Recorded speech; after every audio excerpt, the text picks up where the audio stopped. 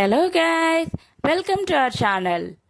పిల్లలు, ఈరోజు మీ ముందుకి నేను కొత్త టాపిక్ ఒకటి తీసుకొస్తున్నాను. స్టోరీస్ నేర్చుకుందామా? నాతో కలిసి స్టోరీస్ నేర్చుకుంటారా?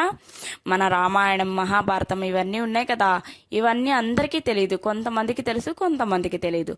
అందులోనూ ఈ జనరేషన్ పిల్లలకి అస్సలు తెలియదు కదా. సో నేను చెప్తాను.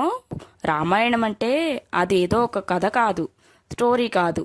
మనం ఇట్లా విని అలా వదిలేయటానికి. రామాయణం నుంచి మనం నేర్చుకోవాల్సినవి చాలా ఉన్నాయి.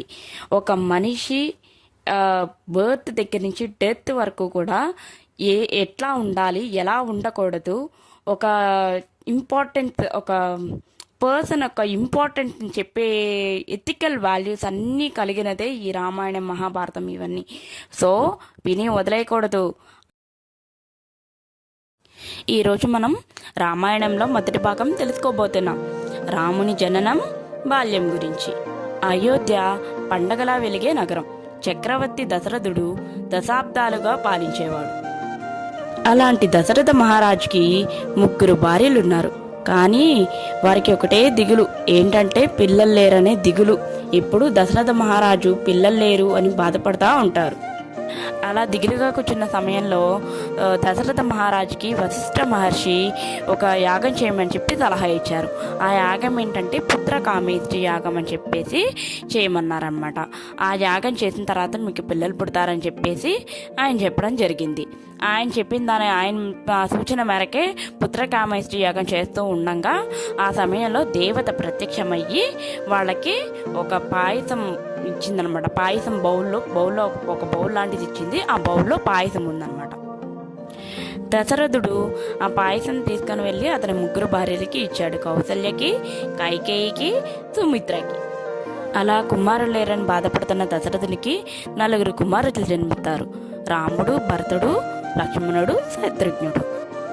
ఇప్పుడంటే మనం ఇంగ్లీష్ నేర్చుకుంటున్నాం. ఇంగ్లీష్ మీడియం అని, తెలుగు మీడియం అని, స్కూల్స్ అని, కాలేజెస్ అని చాలా ఉండేవి. అప్పట్లో ఈ స్కూల్స్, కాలేజెస్ ఏమీ ఉండేవి కాదు. అప్పట్లో ఏంటంటే యుద్ధానికి సంబంధించినవన్నీ నేర్చుకునేవాళ్ళు అనమాట. మల్ల యుద్ధాలు ఎలా చేయాలి, అలాంటి వేదాలు, ఉపనిషత్తులు అలాంటివన్నీ నేర్చుకునేవాళ్ళు. అందులో రాముని వెంటే ఎప్పుడూ లక్ష్మణుడు ఉంటూనే ఉంటాడు. రాముడు చిన్నప్పటి నుంచి కూడా చాలా బుద్ధిమంతుడు, ధర్మబద్ధుడు. అందుకని అంటారు రాముడు ధర్మపాలన చేస్తాడు అని చెప్పేసి. దశరథుడు ఎలా అయితే ధర్మపాలన చేసేవాడో రాముడు కూడా అలాగే ధర్మబద్ధంగా పాలించేవాడని అంటూ ఉంటారు. అలాగే రాముడు, భరతుడు, లక్ష్మణుడు, శత్రుఘ్నుడు వీళ్ళు కూడా గురుకులం వెళ్ళారు. దేనికి? విద్యను నేర్చుకోవడానికి గురుకులం వెళ్ళారనమాట. అలా గురుకులం వెళ్ళిన రాముడు అన్ని విద్యలు నేర్చుకుంటూ అన్నీ అభ్యసిస్తూ గురుకులంలోనే పెద్దవాడయ్యాడు. అందరి మనసులు గెలుచుకుంటూ పెరిగి పెద్దవాడయ్యాడు. విన్నారు కదా, రాముడు ఎలా పుట్టాడు, ఎలా పెరిగాడు, ఎక్కడ విద్య నేర్చుకున్నాడు అన్న దాని గురించి ఇక్కడ వరకు నేర్చుకున్నాం. మిగిలింది నెక్స్ట్ ఎపిసోడ్లో నేర్చుకుందాం పిల్లలు.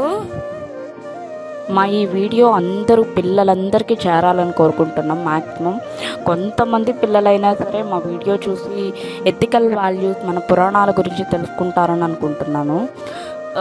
మా రోజుల్లో అయితే ఎవ్రీ సండే రామాయణం, మహాభారతం అని చెప్పేసి టీవీలో టెలికాస్ట్ చేసేవారు 10 o'clockకి. 90s కిడ్స్ ఎవరన్నా ఉంటే వాళ్ళకైతే తెలుస్తుంది. బట్ ఇప్పుడే అట్లా టెలికాస్ట్ చేయట్లేదు. ఎంటర్టైన్మెంట్ ఈవెంట్స్, ప్రోగ్రామ్స్ ఎక్కువ అయినాయి టెలికాస్ట్ చేయటము. సో అందరూ పేరెంట్స్ కూడా ఇటువంటి వీడియోస్ని పిల్లలకి ఎక్కువ హ్యాబిట్ చేయటం, చూడటం, వాటి నుంచి ఎథికల్ వాల్యూస్ నేర్చుకోవటం అన్నదే ఎంకరేజ్ చేస్తారని కోరుకుంటున్నాను. Thanks for watching our channel. Thank you పిల్లలు. నెక్స్ట్ ఎపిసోడ్లో కలుద్దాము. ఇంకా మన ఛానల్ని సబ్స్క్రైబ్ చేసుకున్న వాళ్ళు ఎవరైనా ఉంటే సబ్స్క్రైబ్ చేసుకోండి please. Do like, share and subscribe to our channel. Thank you.